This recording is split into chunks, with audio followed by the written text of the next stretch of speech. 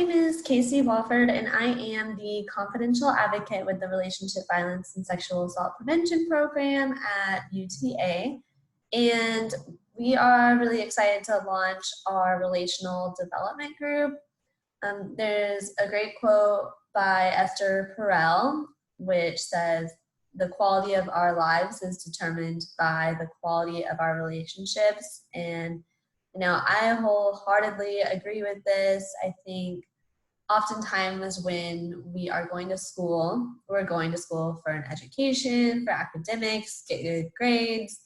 And when you look at today's workplace, when you look at what makes somebody have a life that is fulfilling, that is meaningful, oftentimes that has to do with relationships. It's not usually at the end of the day about how well someone did with their GPA. Work promotions come a lot with networking, with having trust, being able to be counted on in a company. And so I think we often don't prioritize talking about how are we developing our relational skills. And so this group is meant to help with that. And I'm going to be pulling from a lot of books and readings that I really love and enjoy. So for today's presentation, I'm going to be pulling from this book called 8 Dates, Essential Conversations for a Lifetime of Love by Dr. John Gottman and Dr. Julie Gottman, who are married, and they are really well-known couples counselors and have a lot of really effective practices there. And they've also moved into, yes, they do couples counseling, but they also do parenting now. They've really started to spread their relational development. And I know that during these presentations, sometimes I am going to be speaking more directly to maybe partnerships, but this is applicable to all aspects of life. So we're not just talking about romantic partnerships. We're talking about roommates. We're talking about family. We are talking about work relationships, any type of relationship we are trying to develop and become better participants in. I think a lot of times in relationships, a good question to be asking yourself is, am I being who I want to be within this relationship? Whether that's your relationship to the world as a daughter, as a partner, as a mother, as a coworker, as an employee. I think rooting yourself in that question is always something good to come back to. So yeah, that's a little bit of background. And for anybody who doesn't know the RVSP department, we really focus on education, like today, advocacy and support. So we are always here for anyone who's been impacted by relationship violence or sexual violence. We can help anybody explore their options. But RVSP stands for Relationship Violence and Sexual Assault Prevention. And part of the prevention work is helping people develop these skills to know how to be better within their relationships and how to demonstrate more empathy and connect more. The more that we as a community understand how to connect with each other and build our relationships in a healthy way, the less violent we become as individuals within our communication. So that being said, let's go ahead and get started on today's topic, which is building trust and commitment. So I have this book sitting here right with me. It's a great book. This presentation is built off of the chapter in here called Lean on Me, Building Trust and Commitment. So I pulled a lot directly from here, and I just want to acknowledge that. I highly recommend this book, and there's a lot of exercises from this book and worksheets that you can find online and download for free. Okay, so for today, talking about Lean on Me, we really are going down to the basics. And the first question that comes up is, what is commitment? What does that actually mean? And if we were in person doing this together in an interactive way, right now is the time that I would have you grab a piece of paper or get on your iPhone and your notepad, pull up a notepad on your computer and write down what is your own definition of commitment, because it's different for everybody. And so I will give you time to do that.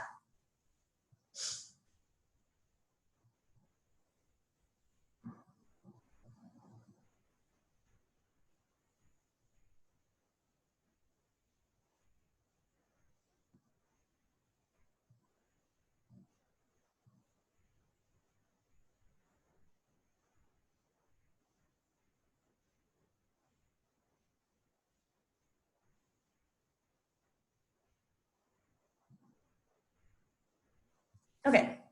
And if you weren't able to do that, that's totally fine. Hopefully you were. Since I'm recording this, it feels like pretty awkward just sitting here and letting time pass. So I'm going to say, for the purposes of even my own self-comfort, I'm going to keep moving on. But once you have your definition of commitment, and if you're watching this recording, you could pause and do it right now too if you didn't get the chance to already. Once you have your own definition of commitment, I want you to look at it and think about, where did that definition come from? How did you learn it? And I think if we were all together, I would ask people to share what their definitions are, what they've come up with at their own comfort level. And I think we would find some common themes. And one of those themes is commitment is a choice. And it's a choice that has to be demonstrated over and over again. So people demonstrate their commitment in different ways. So if you think through, like, the way that you demonstrate commitment in a friendship is not necessarily the same way that you're going to demonstrate commitment to your job. But I think something that comes up for me in terms of commitment to my job, if I'm committing to my job, if I'm saying, hey, yes, my job is a priority to me, I'm showing up to work on time every day that I'm scheduled, I'm not absentee, I'm not sleeping in and then, falling off the radar. If my boss reaches out to me, I'm responding in a timely manner, and I'm just showing up over and over again. I'm getting my task done by my deadlines. And all of those things, they seem so small, but in the long run, they demonstrate, like, this is important to me. I choose and I would like to keep my job and maybe hopefully one day, like, get promoted, maybe work up. And so those are small things, but they make a huge difference. I'm also not saying I did get a task done when I didn't, because that just destroys trust, and we'll talk more about that later. If I'm talking about commitment to my family, I know quite a few people, that what that looks like is being somebody who helps provide for the family. If I'm showing commitment to my family, maybe I am somebody that's going out and taking on that job, taking on overtime to bring in finances to the family. If I'm showing commitment to my family, maybe I'm the one who's saying, I'm going to stay at home and be the primary childcare. I don't have a child, so it took me a while to think about that. But commitment looks different. Like, there are different ways to show up for your family, to show up for work, to show up for your romantic partners. If I have a commitment to a romantic partner, then I'm talking with them about, what does that mean? And I specifically didn't say, like, I'm solely committed to them, because for everyone that looks different. I mean, there are polyamorous relationships, there are different kinds of partnerships, and a commitment looks like talking about, okay, what are those boundaries for us as a whole? And commitment is resisting the possibility of other choices. So depending on what boundaries a partnership or multi-person partnership, whatever that looks like, depending on what boundaries you set for yourself, you're basically creating your own, like, tiny micro culture within your relationship. Like, cultures consist of, like, beliefs, values, identities, traditions, and relationships develop their own culture over time. And commitment says like, I'm going to take time to focus on this relationship. I want to build this culture and build it in a healthy way. There is a great idea. I think it's a great idea of ways to look at it, but within partnerships, and now I am speaking more specifically to like partnerships that are one-on-one, but it applies to multi-person partnerships as well. There's this concept of walls and windows. So ideally in a partnership, you and your partner are basically going to build between you a window and then around you a wall. So you are saying that you're committed to each other. You have this window between each other where it's transparent, it's open, you can have open communication. You talk to each other about all the really important things in life that you don't feel comfortable talking to about everyone. Like slowly and slowly in a relationship at a pace that feels comfortable to you, you start to open up to your partners. You start to share deeper things. You might start to share trauma that's in your past. All of those things that you're talking about, that's between you and your partner in your mini microculture, your mini ecosystem. And it doesn't have to be said once you start to build that trust and commitment. It doesn't have to be said, this stays only within us. There's an understanding. We are in this as a partnership. There's this window between us, but around with the world, there's a wall. And we will stick up for each other. We will stand up for each other in public and in private because we are a team. Now, once that wall to the outer world, to other relationships, if that wall starts to turn into a window as well, so let's say your partner discloses something to you that's very personal, including sexual violence. So they say that they've been sexually assaulted, and your partner tells you that, and then they tell you that in confidence, and you go to somebody else and you say, oh my gosh, like my partner just disclosed this to me. And you go to maybe a mutual friend, or maybe even not a mutual friend. You go to someone else that you have a relationship with, but your partner doesn't know about it. Like you're starting to open up a window to that outer world too, which can kind of rock your commitment and trust within the relationship. Because when someone shares their life story with you, they're choosing to share their life story with you specifically. They are not choosing to share their story with others, and that's for whatever reasons they might have, and that's completely okay. But if you start building those, like if you start taking down that wall and building windows with other people, then the trust and commitment in your relationship can go down. So in a committed relationship, you will both drop other things to make each other a priority and ease pain that you might have caused each other. A lot of times within relationships, I think it doesn't get talked about enough. There is inevitably going to be conflict in all relationships. If you have a relationship that you're not having any conflict come up at all, then I would even venture to say that that is not a healthy relationship, because that is saying that things are coming up. Everybody's different. Everybody has different values. Even if you share the exact same values, they're just at different maybe intensities. And so conflicts come up. Talking through conflicts is healthy. And when they come up, a way to show that you are committed and invested is to sit down, like make a time to say, I realize I have caused you pain. I never intended to hurt you, because oftentimes it isn't intentional.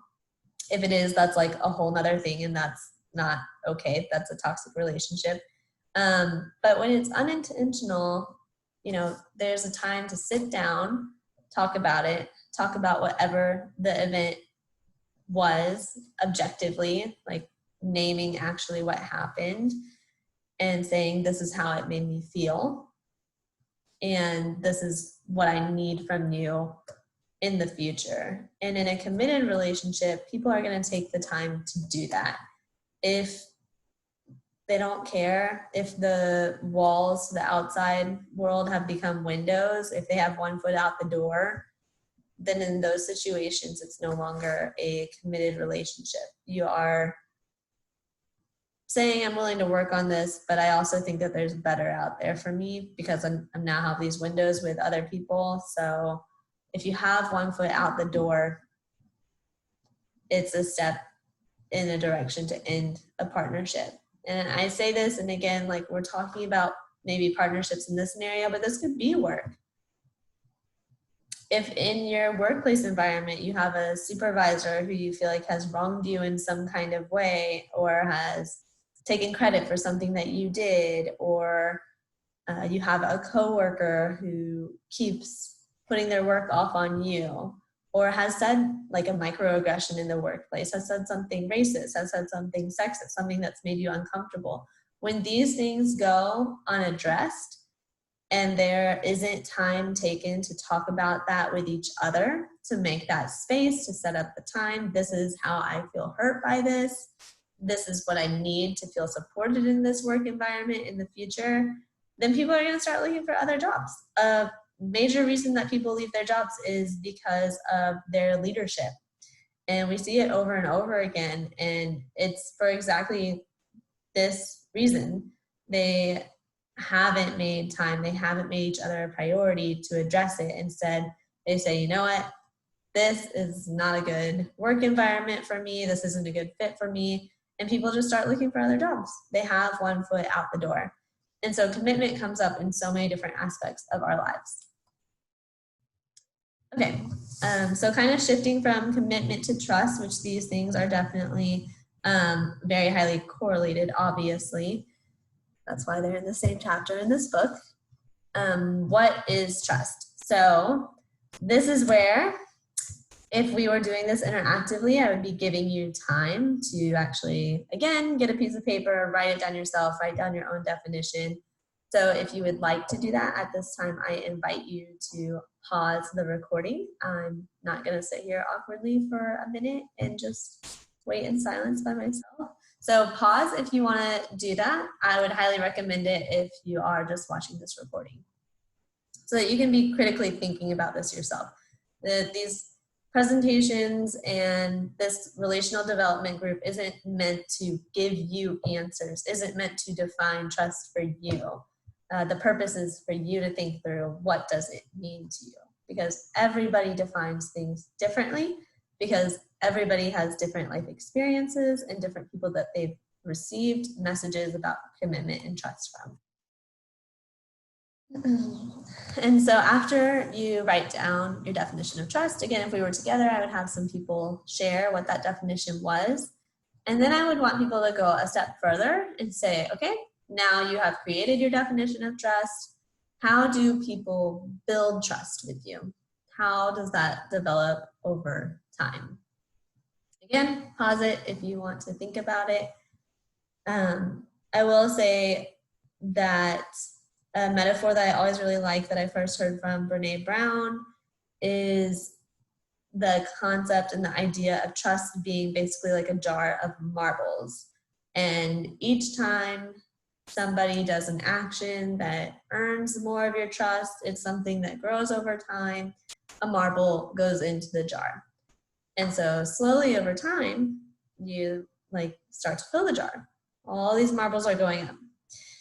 And she uses it as an example when she's talking to her daughter, because her daughter at school just finds out that a friend that she told something to told that to other people, and it got around. And the daughter is brokenhearted by this. Obviously, makes sense, because her trust was betrayed. And so if you think about in that moment, marbles have been going into this jar over time, one at a time, slowly, slowly by each event. But then with that betrayal, it's like emptying out that jar. You have so many marbles, just get out of the jar, because a betrayal really breaks trust. It's not, oh, I'm going to take one marble out of the jar. It's, you have demonstrated to me that you don't have maybe the integrity that I thought you did. that you're not the friend I thought that you were, and now I need to reevaluate our whole relationship. And so I always really like thinking about trust in that way. I think with this program, we often talk about healthy relationships versus unhealthy, or I like to think about it more as violent versus nonviolent. And when we think about that, I have totally lost my mind track. And I don't think that word even makes sense. Okay, this is where I was going with it. We think about the pace of our relationships, and the healthy pace of a relationship is going to be putting marbles in the jar, in the trust jar over time. People who are toxic or have toxic behaviors, I should say, their pace of a relationship is often, why are my marbles, why is like this trust jar not already filled? Like, we're in a relationship, trust jar should be filled. It wasn't one at a time. It's like, I'm just going to dump all my marbles in. And then if you question me, if you're asking me where I am, then you don't trust me. If you're hanging out with that guy, like, how am I supposed to trust you? And it's like, no. Like, a healthy relationship is going to be more like one marble in the jar at a time. Okay. I feel like I did a really job. I feel like I did a bad job explaining that and rambling, but whatever, it's fine. So I'm going to move forward and hopefully find my words and my composure again. So after you write down how people build trust with you, now I want you to think about, how do people break trust? So I just gave an example of, obviously, someone sharing a secret with others that was only meant to stay within the walls. So someone opening windows to that outside world. But there's many, many ways that people break trust. So I invite you to pause, write those down, and then when you're ready, continue. And now that we have a definition of trust, how people build trust with you, how people break trust with you, I just want to kind of define trust here. And again, it's different for everyone, but this is the theme that we're probably going to see coming up if we were sharing it actively with each other. Trust is cherishing each other and showing your partner that you can be counted on. Trust is everyday commitment. So we moved from commitment to trust, and those things are so inherently linked together. If you are showing that everyday commitment, you are going to build trust. You're going to add marbles to that jar. And now, for those of you who made a list of ways people break trust, I really like, in the book 8 Dates, they have a list of common ways that people break trust. And I think sometimes we think about it, but maybe certain things don't come to mind. So I just wanted to share the list. Not showing up on time. So earlier I talked about how building commitment to your work is showing up to work on time. If you have a date with somebody, it's showing up on time, or communicating when you're going to be late. I am not a huge person with self-disclosure, but I think when I'm recording presentations, it just feels a little bit more natural to give an example. I know at one point in time I was dating somebody. I think our first 3 dates, they showed up over 20 minutes late. And I didn't want to go on any more dates, because I was like, if this is what trust and commitment looks like here, you're showing up for me, but you're showing up always consistently late at the beginning of the relationship. Like, we are not building trust here. Not making their partner a priority, not being there when a partner is hurting or sick. Another thing that comes up to me is I had a relationship where at one point I was sick and in bed feeling awful, and I asked my partner at the time to be there for me, and they were out with their friends and they didn't come home. And it was me communicating a need, saying I'm hurting, I'm sick, and that person chose to be with their friends in that moment over me. And at the time, I was hurt. I was very sad. I was upset. I also just felt awful in general. So I was trying to give myself some time to process, because when you are already hurting and an event happens, like your partner doesn't show up for you, then that kind of compounds things. So I try to give myself some space to let it breathe out. But in both those ways, not making partner a priority and not being there when I was hurt or sick, like the trust in that relationship is just slowly corroding over time.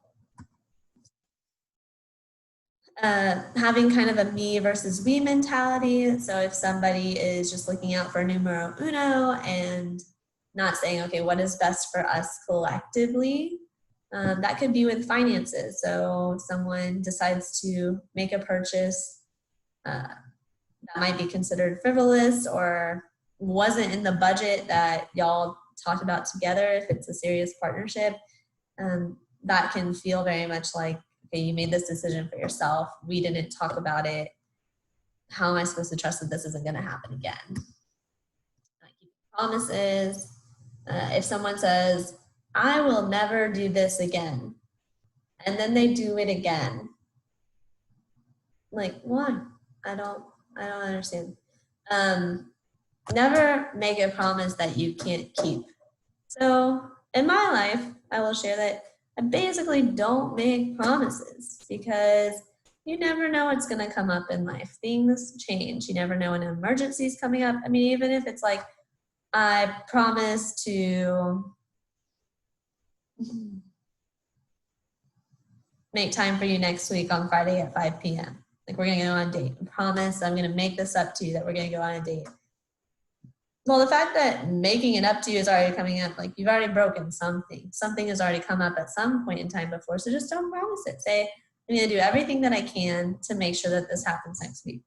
When you say I'm going to do everything that I can, yes, you are committed to doing that. But if something comes up, it comes up. Life happens. And so not making promises often gives you a little bit more flex room of saying, you know, I'm going to put in the effort. I think that's what people are looking for when they're looking for promises in general. I am going to put in the effort. But you don't have to make promises. If you promise someone, this is going to get better. If you promise somebody, yeah, you know, you're going to be okay.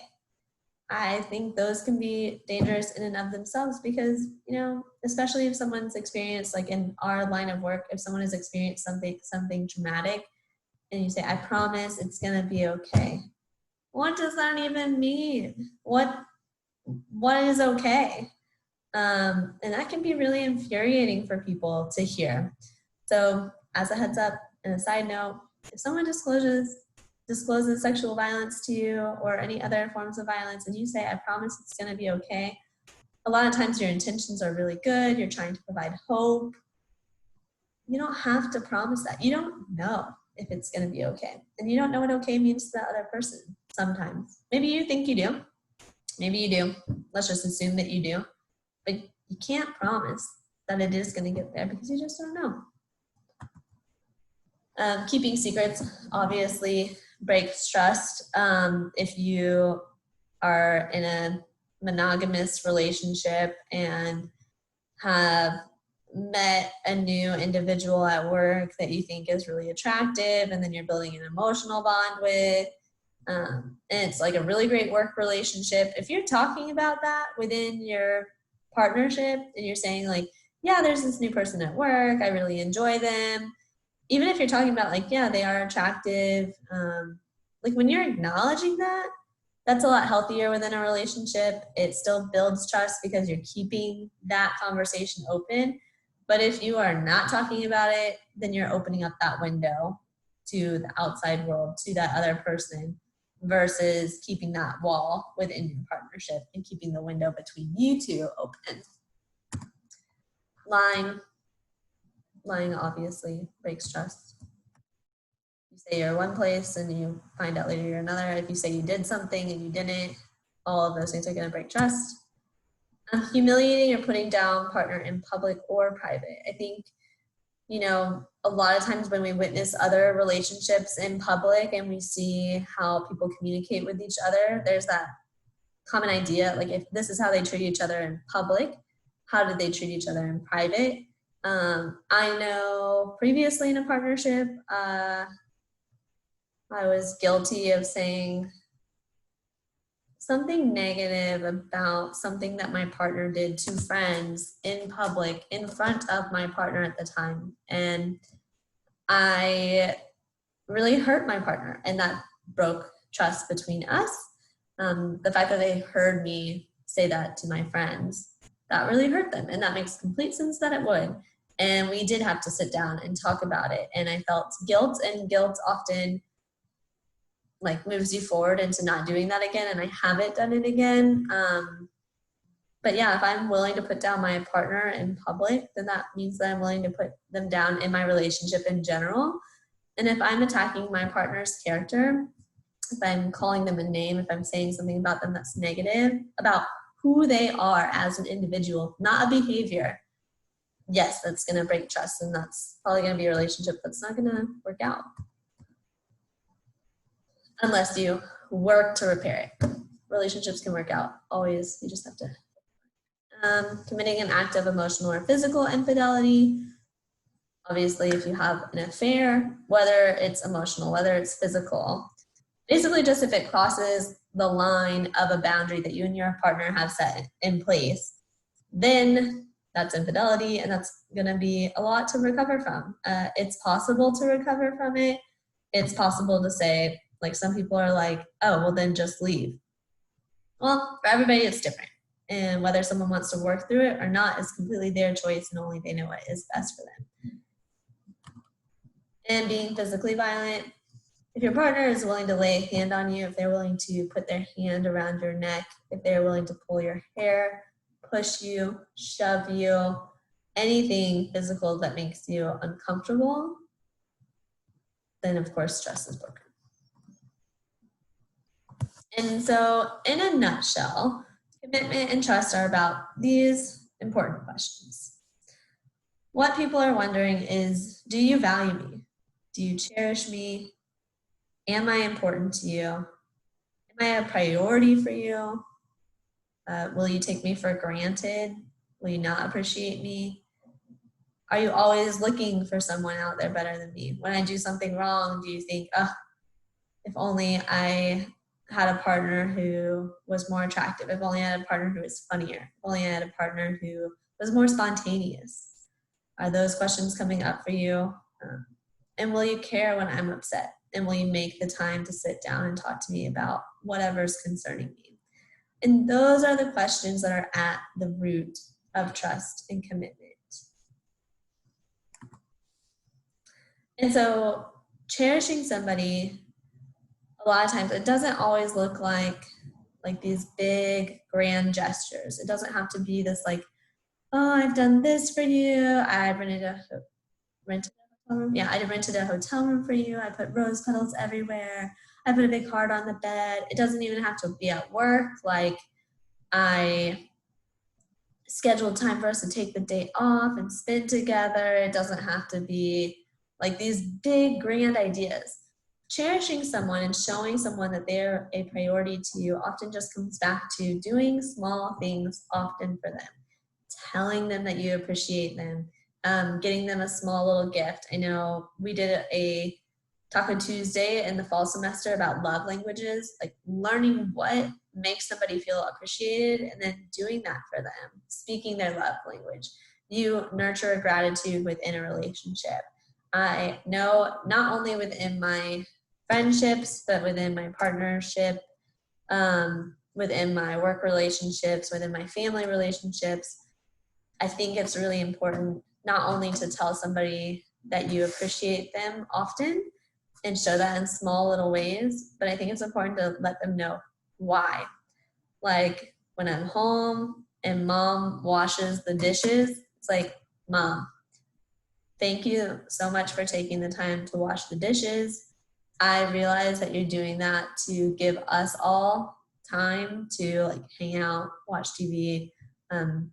You are freeing up space for the rest of us to like do something fun. I mean, washing dishes is not that fun unless you're into that kind of thing. But like, Mom, that's so thoughtful of you. You are such a thoughtful and caring individual. And, you know, instead of just saying like, thanks, Mom, it's like, why? Why do you appreciate that person's character? And when you take the time to like go that extra mile in the minute, often you'll see just like it really positively affecting your relationships. When you take the time to tell somebody on a work project, like, hey, you did a really excellent job. When you take the time to acknowledge, hey, I realize you put a lot of hours into that, and I'm just so thankful that you did. I can tell how much work and effort you put into that, which I'm sure like has taken away from some other aspect of your life. So it shows that you're making this company a priority. Those little things often help build that trust and that commitment and show somebody that they can count on you, that you're dependable.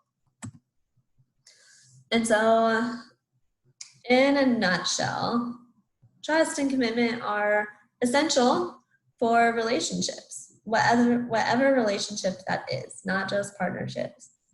And it takes time to build those things, and also can take a second to break them.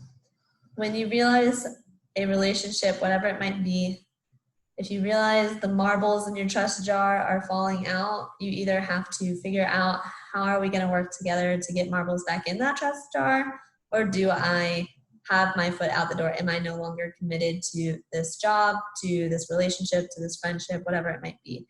You have to be internally thinking about, do I trust this person? Am I committed to this? And if you're not, it's okay, but that should be, an open conversation as well if you're thinking you have a foot out the door. And so this is more for partnerships, but I really like this commitment mantra is what I would call it. Just affirming that you are making each other a priority. I think it's just really beautiful. So I commit to choosing you each and every day and to showing you that our relationship is a priority. And I think this mantra just explains really well. Trust and commitment are about cherishing each other, and it's about small things often. Show your partner, show your friend, show your boss, your coworker, show your family, I'm committed to you. I'm doing these small things often. This is why I appreciate you. And make sure that they're hearing that message. Check in with them. Ask them, do you feel appreciated? Do you feel cherished? And keep that conversation going. So I hope that you took the time to kind of work on the definitions for yourself. Maybe you can put it somewhere that you can see it.